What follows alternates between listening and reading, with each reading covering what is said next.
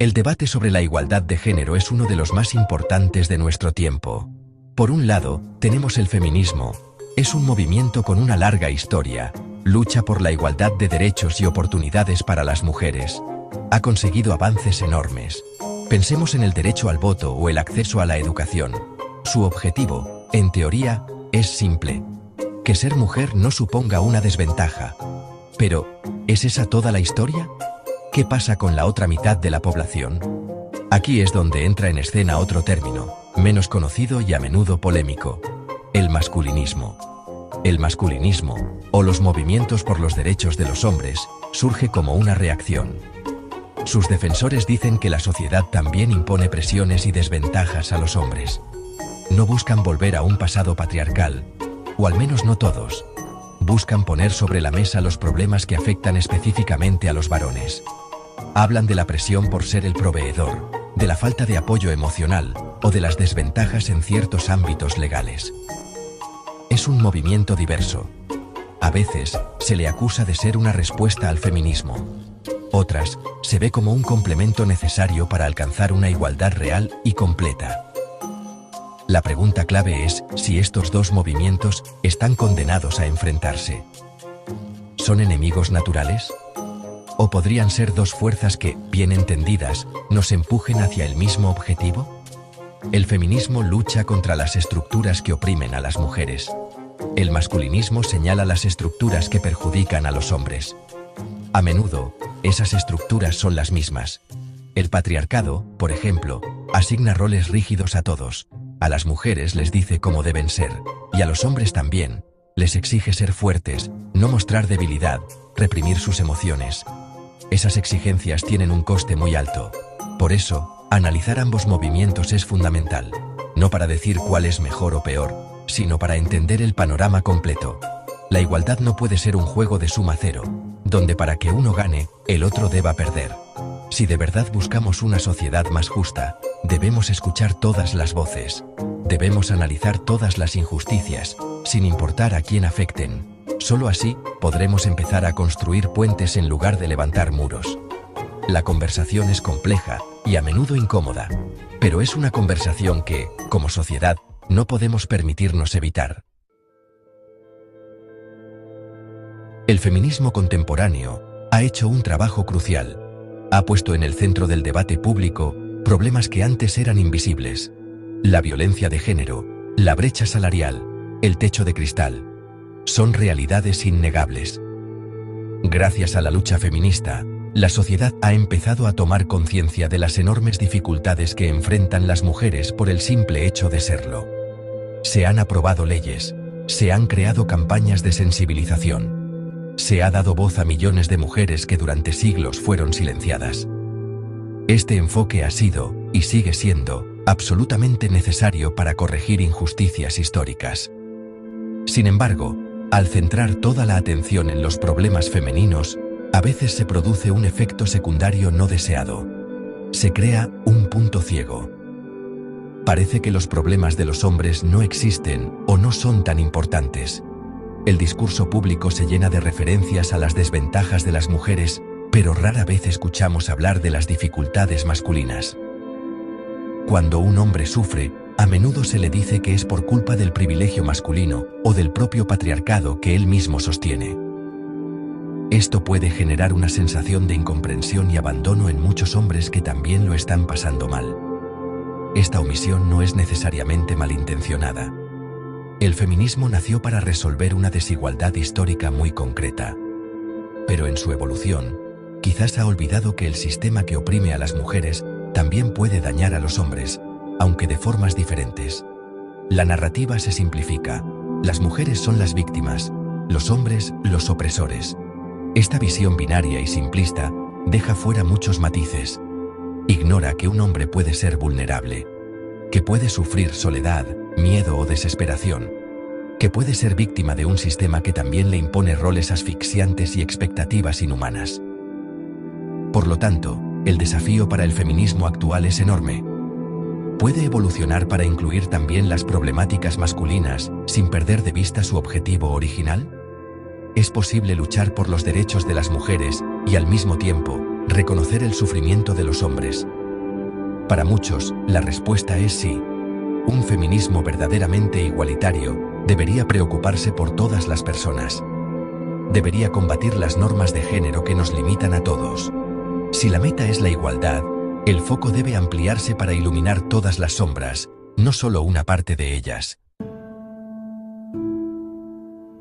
Cuando hablamos de problemas sociales, los datos son importantes. Nos ayudan a ver más allá de las anécdotas, y hay datos que cuentan una historia que a menudo ignoramos. Una historia sobre la vulnerabilidad masculina. Pensemos en las personas sin hogar. En muchos países occidentales, la gran mayoría son hombres. Se estima que entre el 70 y el 80% de la población que vive en la calle son varones. Son hombres que por diversas razones han perdido su red de apoyo, han caído por las grietas del sistema. Y su situación, a menudo, es invisible en el debate de género. Otro dato demoledor es el del suicidio. Las cifras son alarmantes. En casi todo el mundo, los hombres se suicidan mucho más que las mujeres. La tasa puede ser 3 o 4 veces mayor. ¿Por qué? Se habla de la presión por no mostrar debilidad, de la dificultad para pedir ayuda psicológica. Se nos enseña que los hombres no lloran. Esta represión emocional tiene consecuencias fatales. Un hombre con depresión tiene menos probabilidades de buscar ayuda profesional. Intenta aguantar en silencio, hasta que, en demasiados casos, no puede más. Es una epidemia silenciosa, que se cobran miles de vidas cada año. El mundo laboral también es un campo de batalla para muchos hombres. Son ellos quienes sufren la inmensa mayoría de los accidentes laborales mortales. Trabajan en los sectores más peligrosos: la construcción, la minería, la pesca, la industria pesada. Son trabajos físicamente exigentes y con un alto riesgo. Cuando un trabajador muere en un andamio o en una mina, es casi siempre un hombre. Esta realidad, sin embargo, rara vez se discute como un problema de género. Se asume, simplemente, que esos son trabajos de hombres. Nadie se pregunta por qué la sociedad empuja a los hombres a arriesgar sus vidas de esta manera. El fracaso escolar y las adicciones también golpean con más fuerza a los hombres. En muchos sistemas educativos, los chicos tienen peores resultados académicos que las chicas. Tienen tasas más altas de abandono escolar. Además, los hombres son más propensos a caer en adicciones como el alcoholismo o la drogadicción. Todos estos datos no buscan minimizar los problemas de las mujeres. Buscan completar la foto. Nos muestran que la vulnerabilidad no tiene género. Nos obligan a preguntarnos por qué, como sociedad, hemos decidido ignorar el sufrimiento de la mitad de la población. Uno de los aspectos más complejos y trágicos de la masculinidad tradicional es, sin duda, su doble papel en la violencia. Por un lado, es innegable que los hombres son los principales perpetradores de la violencia en la sociedad. La mayoría de los crímenes violentos, desde agresiones hasta asesinatos, son cometidos por hombres. La violencia de género es un ejemplo terrible de esto. Los hombres son, estadísticamente, la principal amenaza para la seguridad de las mujeres. Esta es una verdad incómoda y dolorosa, la verdad. Es una realidad que todos, especialmente los hombres, debemos confrontar y trabajar para cambiar. No podemos mirar hacia otro lado, simplemente no. Sin embargo, hay otra cara de la moneda que a menudo se olvida. Los hombres no solo son los principales verdugos, también son las principales víctimas de la violencia, pero claro, las víctimas de otros hombres. La gran mayoría de las víctimas de homicidio en el mundo son hombres. Mueren en peleas, en enfrentamientos entre bandas, en guerras. La violencia física entre hombres está normalizada, se ve como algo inherente a la masculinidad. Cosas de chicos, se suele decir. Esta normalización hace que la muerte violenta de un hombre sea menos noticia, menos impactante para la sociedad. Esta dualidad es una tragedia. El mismo sistema que empuja a los hombres a ser agresivos y dominantes es el que los convierte en víctimas de esa misma agresividad. Se les enseña a resolver los conflictos con violencia. Se les presiona para demostrar su hombría a través de la fuerza física. Y en esa espiral, acaban hiriendo a otros y siendo heridos ellos mismos. Son, a la vez, el martillo y el clavo. Esta es la doble carga de la masculinidad tóxica. Exige a los hombres ser fuertes y peligrosos, y luego los castiga por serlo, a menudo con la propia vida. Entender esta dinámica es crucial para abordar la violencia de forma efectiva. No se trata de excusar la violencia masculina, para nada. Se trata de comprender sus raíces. Si solo vemos a los hombres como verdugos, perdemos la oportunidad de intervenir. Perdemos la oportunidad de enseñar a los niños otras formas de ser hombre. Formas que no se basen en la violencia. Formas que les permitan ser vulnerables sin sentirse menos hombres. Romper este ciclo de violencia requiere que reconozcamos la humanidad completa de los hombres, su capacidad para hacer daño, pero también su propia vulnerabilidad y sufrimiento. El lenguaje no es inocente. Las palabras que usamos moldean nuestra realidad, nos guste o no. El feminismo ha señalado con acierto que el uso del masculino genérico invisibiliza a las mujeres. Cuando decimos los ciudadanos o los trabajadores, la imagen mental que se forma es a menudo la de un hombre. Por eso, han surgido propuestas para cambiar el lenguaje. Empezamos a escuchar todos y todas. Fue un primer paso para visibilizar a las mujeres en el discurso. Un intento de romper con una costumbre lingüística que reflejaba una sociedad donde lo masculino era la norma y lo femenino, la excepción. Pero el debate no se detuvo ahí. El mundo es más complejo que una simple división entre hombres y mujeres. Existen personas no binarias que no se identifican ni como hombre ni como mujer.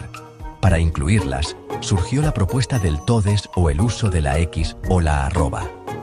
Esta evolución del lenguaje busca ser aún más inclusiva, quiere que nadie se sienta excluido del discurso.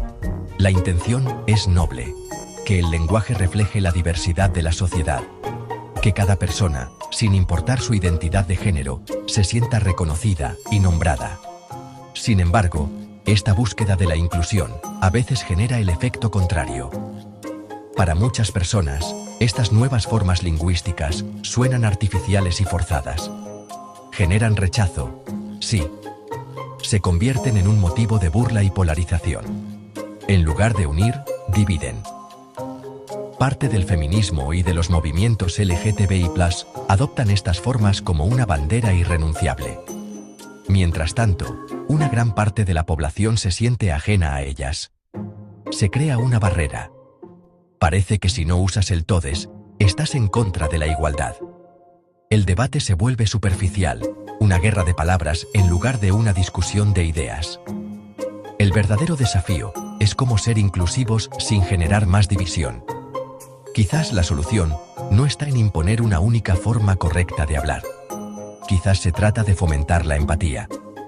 De entender por qué para algunas personas es importante ser nombradas de una forma específica.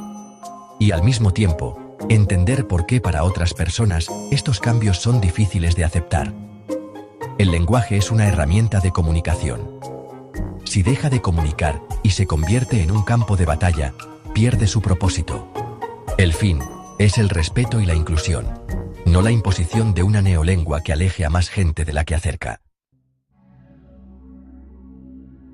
El sexismo es la creencia de que un género es superior a otro.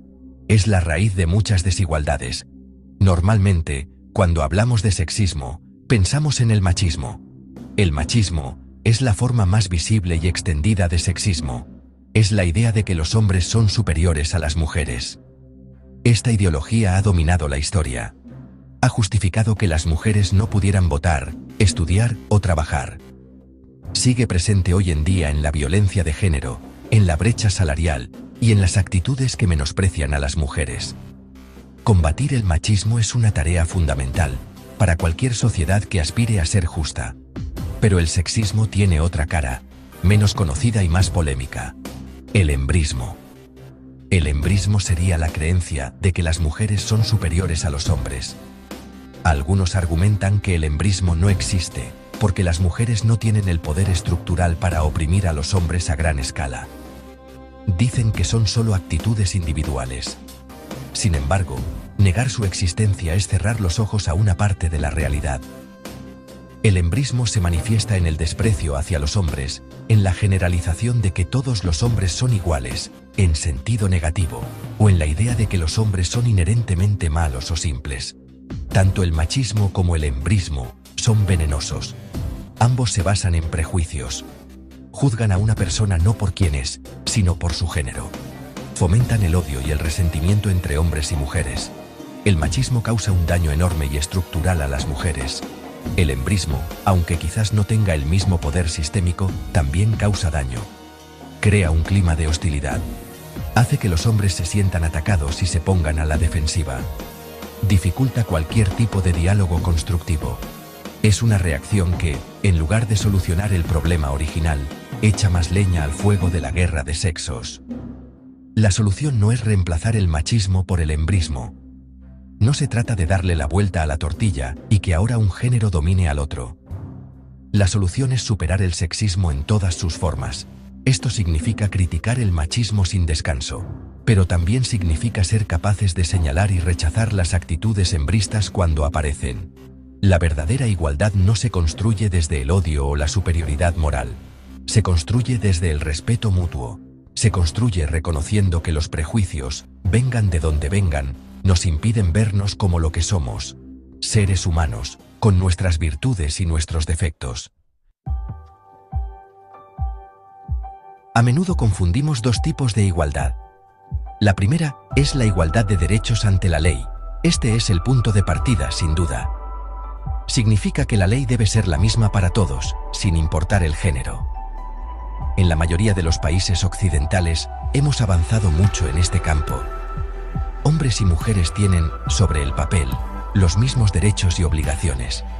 Pueden votar, firmar contratos, poseer propiedades. Esta igualdad formal es una conquista histórica y es absolutamente fundamental. Es el suelo sobre el que se debe construir todo lo demás. Sin ella, no hay nada. Pero la igualdad ante la ley no garantiza la igualdad de oportunidades. Esta es la segunda igualdad, la más difícil de alcanzar.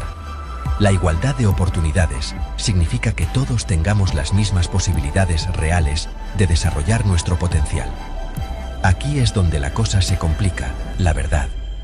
Una mujer puede tener derecho a ser directora de una empresa, pero si la sociedad la sigue viendo como la principal cuidadora de los hijos, tendrá más obstáculos. Un hombre puede tener derecho a pedir la custodia de sus hijos, pero si los jueces tienden a favorecer a la madre, su derecho se queda en el papel. Los privilegios y las desventajas se reparten de forma compleja. Ser hombre te da ventajas en ciertos ámbitos. Por ejemplo, es menos probable que te interrumpan en una reunión o que cuestionen tu autoridad. Pero ser hombre también te da desventajas. Tienes más presión para ser exitoso económicamente y menos permiso social para mostrar tus emociones. Ser mujer también tiene sus propias desventajas, como el miedo a caminar sola por la noche o la presión por cumplir con ciertos cánones de belleza. Pero también puede tener ventajas, como un mayor acceso a redes de apoyo emocional.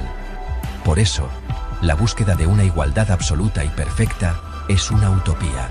Siempre habrá diferencias. La biología, la cultura y las experiencias individuales nos hacen distintos. El objetivo no es que todos seamos idénticos. El objetivo es crear una sociedad donde el género no sea una barrera. Donde no determine tu salario, tu seguridad o tus oportunidades. Esto requiere más que leyes. Requiere empatía. Requiere que nos pongamos en los zapatos del otro. Que escuchemos sus problemas sin juzgar. Que ampliemos el debate para incluir a todos, hombres, mujeres, todos. Solo así, juntos, podremos caminar hacia una sociedad un poco más justa para todos. Saludos infinitos.